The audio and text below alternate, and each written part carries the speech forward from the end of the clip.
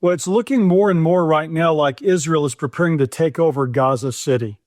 Prime Minister Netanyahu in Israel claims that that's the quickest way to win this war with Hamas, which he is certainly committed to doing. Now, again, as you can imagine, this plan isn't winning Netanyahu any allies or any accolades. The global outcry against Israel is growing louder and louder. I think we can expect it to increase in the days ahead. Nations right now are divesting funds from Israeli companies or those associated with them. The Norwegian Sovereign Wealth Fund is divesting from Israel companies. Only the U.S. really right now is standing strong with Israel. We seem to be the only real strong ally that they have, but even that support is waning. I was really shocked this week by an article in the Intelligencer.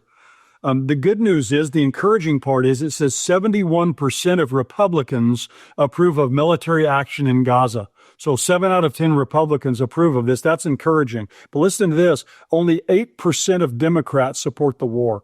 So less than 1 out of 10 of Democrats support this war. And many are saying, some of the articles I've read this week are saying that 2025 may be the decisive turning point for Democrats on Israel, where that they turn really kind of once and for all against Israel, and that there may not be any turning back from that.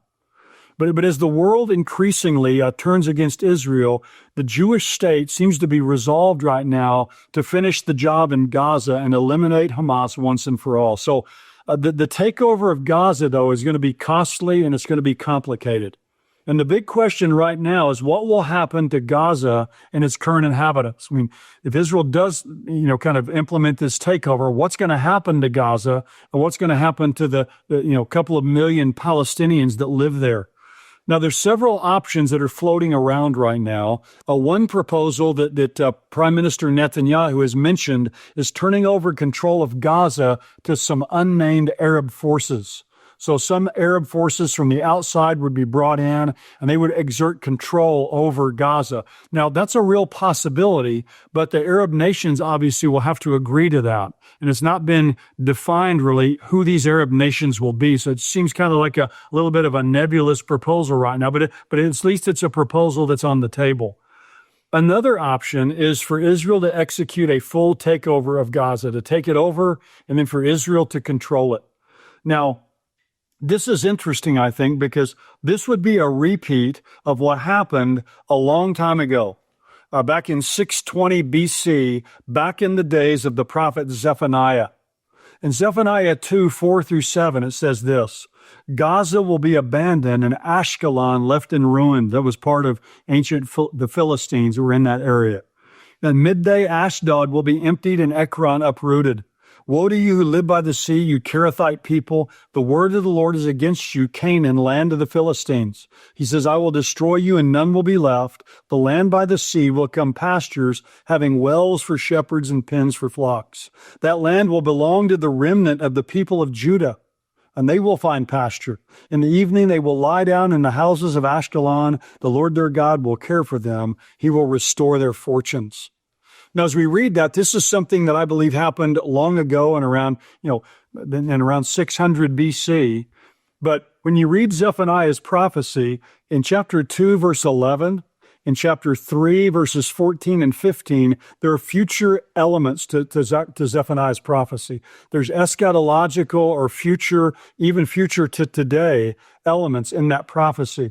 And so what happened in Zephaniah's day is presented as kind of a preview or a precursor, a foreshadow of what we see today. It's a picture of the final day of the Lord.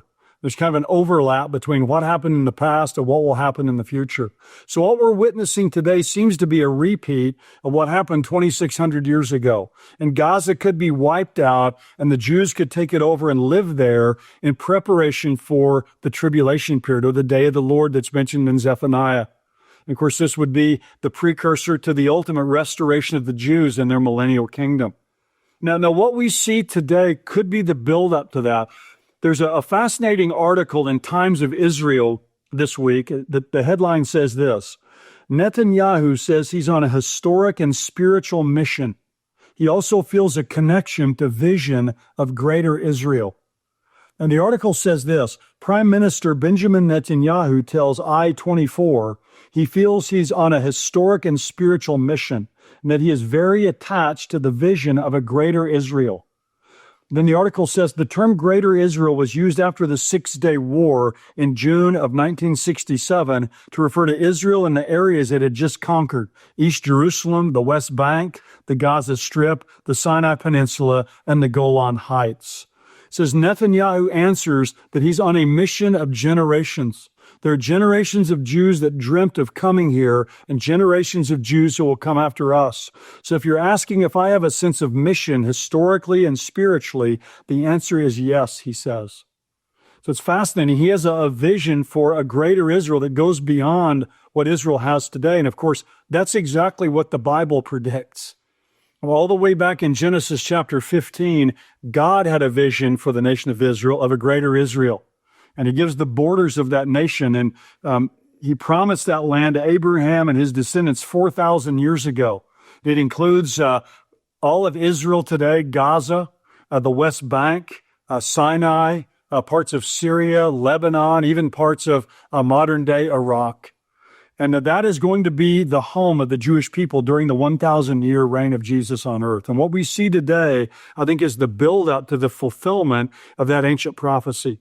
But it's interesting that Prime Minister Netanyahu has this spiritual sense of a greater Israel. Now, he's not going to bring it about, and no human leader of Israel will bring it about, but it will be brought about someday when the Messiah comes back to the land of Israel. What we see today, I think, is a foreshadow of that. It's a build-up to that.